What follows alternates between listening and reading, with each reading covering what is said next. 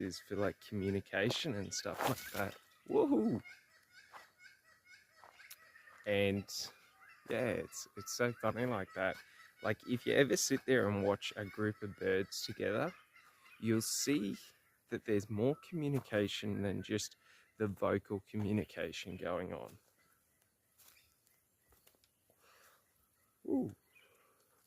Like there's a fair bit of communication in their body language, in the tone and pitch of their chirps. So like, yeah, it's just really funny that like us, a lot of their language is derived from body language and, pitch and tonality of the voice. And it's just interesting to see